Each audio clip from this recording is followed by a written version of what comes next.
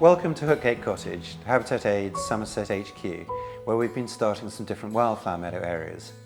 We've got 5 slightly different sections which vary according to how well drained they are and how rich the soil is. The meadow area is a subsoil which we managed to put in with all the earth moving we needed to do when we built a new house. This is ideal as it's low in fertility. All the sections look different though, depending on drainage and the seed mixes we used, all of which we supply of course.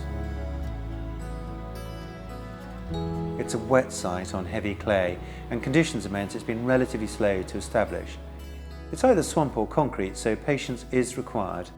We didn't do anything at all around the edges of the field, which has meant we have lots of lush looking tall grasses there underneath some young fruit trees. This strip next to the house was sown last spring using a local mix, so it's around 15 months old. It looks quite different to the ones next door sown 6 months earlier. I can see enough in it though to know it's going to be gorgeous with some really lovely subtle effects. The other areas are developing nicely now too and are slightly further advanced. There's a good mix of interesting plants appearing. What do I need to do now to encourage them?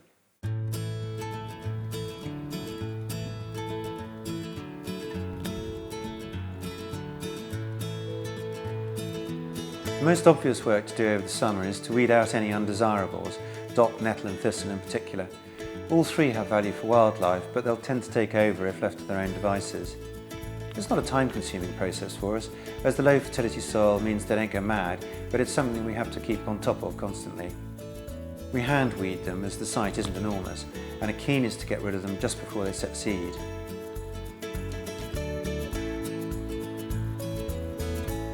Key work though is cutting the meadow. Left uncut, the grasses will take over, so they have to be regulated. We're just getting some yellow rattle going too, which parasitises grass and keeps it in check. Traditionally, the time to take a hay cut was when the rattle started rattling, when it had set seed. We're not using the hay we take off the meadow though, so I can leave it until later when the grass has started to go a bit stalky. Not too late though, as it'll be difficult to cut and one species will tend to dominate after a while. I actually start cutting the long grass around the fruit trees in June as it's so vigorous. Cutting it in sections is ideal so as not to disrupt the wildlife too much and to improve the diversity of the plants. I aim to have got around to the Wildflower Meadow sections in late July and finish around early August. There are some bits on the banks which I only cut every 2 or 3 years, which gives us some different plants too, like red campion. I use a scythe to make the initial hay cut. My technique isn't great, but it allows small animals to get out of the way, no carbon emissions either, and it's relatively easy on slopes too. It's surprisingly quick, so long as you keep your equipment properly sharpened. If that's too much for you though, you can use a strimmer or hire a specialist machine. It is important though, whatever you're using, to remove what you've cut. If this were a proper hay meadow, at this point I'd let the livestock in, preferably sheep, and keep the field grazed until March next year. As we don't have sheep on the site though, I use a mower and cut it to keep it like a shaggy lawn. This lets the light in to allow the wildflowers to develop properly and doesn't do any harm to them as they grow so close to the ground. Keep it cut throughout the winter, as long as it's dry enough to get on it of course, and then repeat the whole process all over again.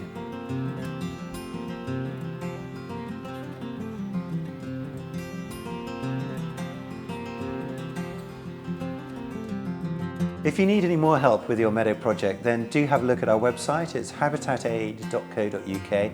It's stuffed full of really good information on wildflower meadows and their maintenance. There are links to online resources as well as a bibliography. Do have a lovely time with your meadow. It'll be a fabulous project and I'm sure you'll love it for many years to come.